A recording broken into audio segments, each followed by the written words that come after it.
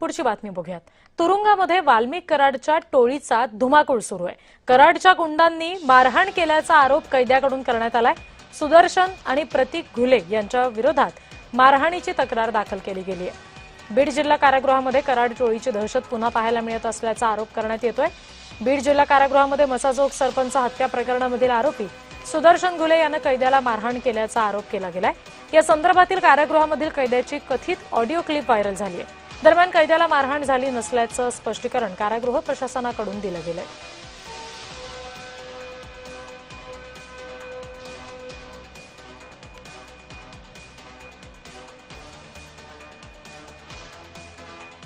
नाम अजहर अब्दुल रहमान पठान है। मैं अम्बेजोगी का हूँ। मैं पर डायरेक्ट में था। सुदर्शन घुले, प्रदीप घुले और शंकर मधुकर शेख, ये तीनों आए और डायरेक्ट मुझे मारना चालू करे। मैं बात भी कर रहा तो बात नहीं करने दे रहे।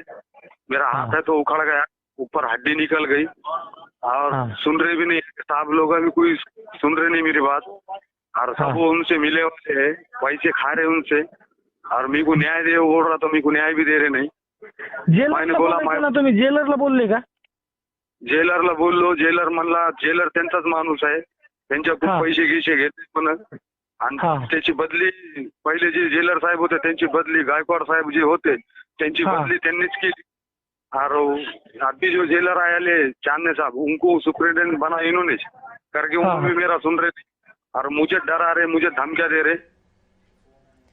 तर शिवसेना जिल्हा प्रमुख स्वप्नील गलधर यांनी या सगळ्या प्रकरणामध्ये चौकशीची मागणी केलेली आहे। काल रात्री सुदर्शन घुले व प्रतीक घुले यांनी अजहर नावाच्या कैद्याला अमानुष मारहाण केली गेली आहे।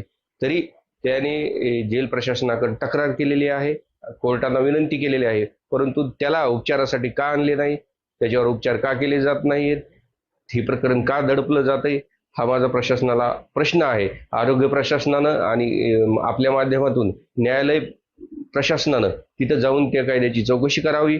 कारण यांच्या संतोष अण्णा देशमुख यांच्या प्रकरणातील जे आरोपी आहेत ते अजूनही त्यांची दंडेलशाही गुंडशाही प्रमाणे वागत आहेत।